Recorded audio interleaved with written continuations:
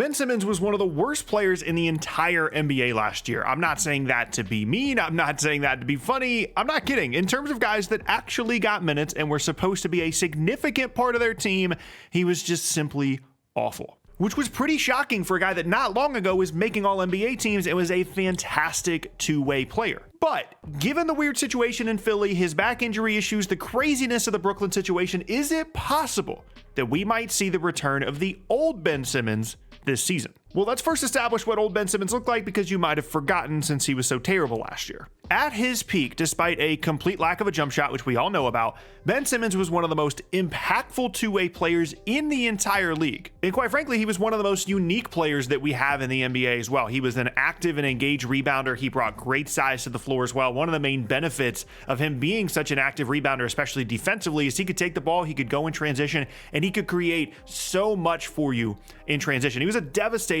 player on the fast break as a passer, as a guy that could attack the rim. I think people really do forget about the athleticism that Ben Simmons used to bring to the floor and how much he leveraged that in some of these transition situations. There were times during the early parts of the process, as well as once Philly started to get good, that Ben Simmons, as the main guy out there without Joel Embiid, with spacing around him, attacking in transition, that was the best version of the Sixers. There were times where that was the case. And keep in mind that Joel Embiid just won the MVP last season. And there were times where having Simmons out there rather than Embiid was actually more beneficial to Philadelphia. Now, in transition or otherwise, Simmons was just an unbelievable passer as well. There's just a level of vision and creativity that you don't see with a lot of guys around the league. And of course, being as big as he is helps him see a lot of things that other guys just can't. But there's a feel here and a knack for passing and creating and playmaking, especially on open three-point shots, that's incredibly valuable. And throughout his career in Philadelphia, people like to say that he didn't get much better because of his lack of improvement in terms of a jump shot or his free throws and all that. And yes, it's frustrating he didn't improve in that stuff, but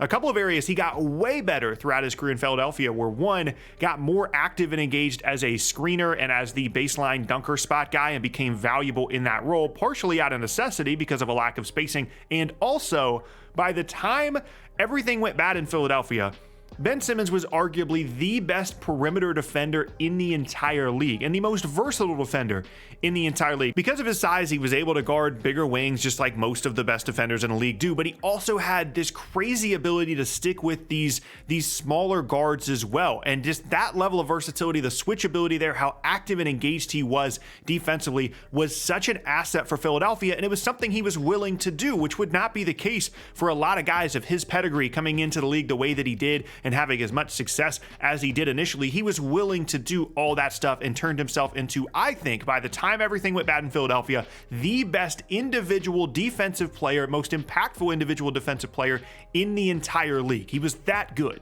But then, of course, everything went bad in Philadelphia. And from this moment on, when they lose to Atlanta, when he passes up the shot at the rim and Philadelphia gets eliminated by the Hawks, they don't even make the conference finals. From this moment on, things went terrible for Simmons. We all know what happened in terms of the trade request. He ends up in Brooklyn, and last year just did not even look remotely close to the same guy. Like, when I say in the intro that he was one of the worst players in the league, I really am not trying to be mean. I'm not trying to be overly critical. It's true. Like, he got legitimate minutes and was just such a negative for Brooklyn last year, despite a situation that actually was pretty helpful for him. He just never, ever looked comfortable. Obviously, he was not a perimeter threat at all. I don't think anybody expected him to be a perimeter jump shooting threat. That was just never going to be something he was going to develop. His free throw shooting got even worse. He was shooting in the 40s from the free throw line and never wanted to go to the line. He was doing all these crazy finishes at the rim where he was avoiding contact and these weird floaters and push shots. He never wanted to go all the way to the rim and really attack because he didn't want to go to the free throw line.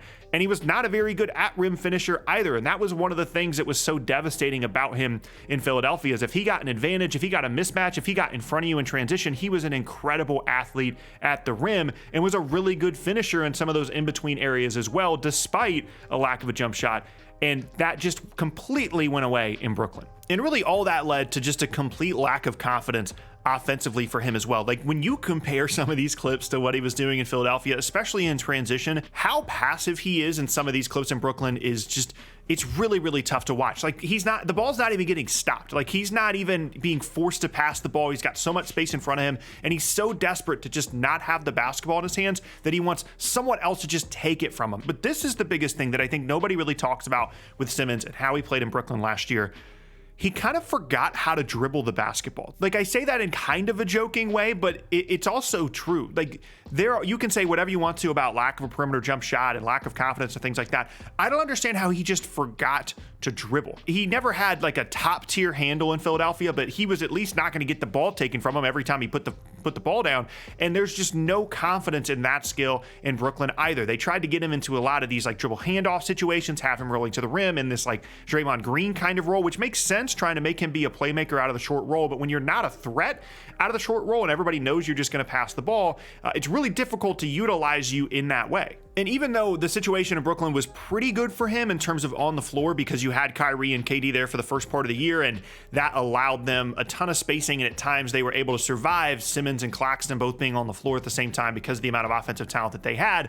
Having to play alongside Claxton, a big that does not space the floor at all, was really, really difficult for him. And the only time that Simmons was actually helpful overall as a two-way player was when he played at the 5. The problem was, obviously, he's so small, you're not rebounding the ball well enough, doesn't provide any rim protection, so that fit alongside Claxton was a big question mark for him in Brooklyn and continues to be as we go into this upcoming season. Okay, so now what for Simmons? How does he get back to that version of what he was in Philadelphia? Well, first and foremost, he has to get healthy. Whether you think the back injury stuff was real or not, or it was just a way for him to leverage his way out of Philadelphia or not, he clearly was not healthy or confident last year. There's plenty of times where you can look and he makes a mistake, he turns the ball over, misses a shot, and he grabs for his back. And whether you think that's real or not, he does need to get healthier at least than he was last year, and that'll help him with his explosiveness, with his athleticism, with his ability to get to the rim and finish at the rim. And honestly, apart from the Claxton fit, he's in a pretty good situation in Brooklyn this year, because his ideal situation at this point in his career would be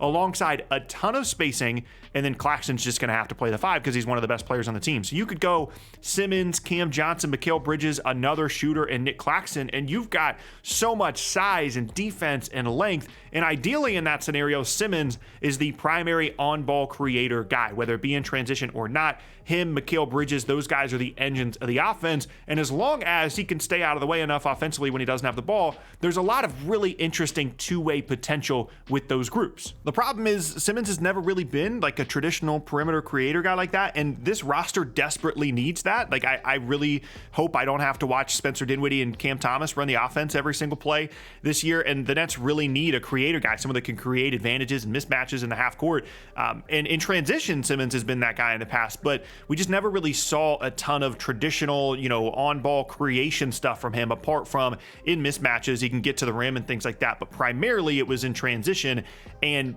the Nets need a player like what Simmons could potentially be, but whether or not he's actually going to be that is a real question mark. And what this all comes down to is this is the year that we find out about Ben Simmons, because it's been long enough now. He's far enough removed from the Philadelphia situation. He's far enough removed from the injuries that he's had and what was a really weird year in Brooklyn last year. It's very easy to look at this situation and say he was having a hard time getting over what happened in Philly. He was having a hard time getting over the injuries. That situation in Brooklyn was just complete chaos from start to finish from the moment that he got there.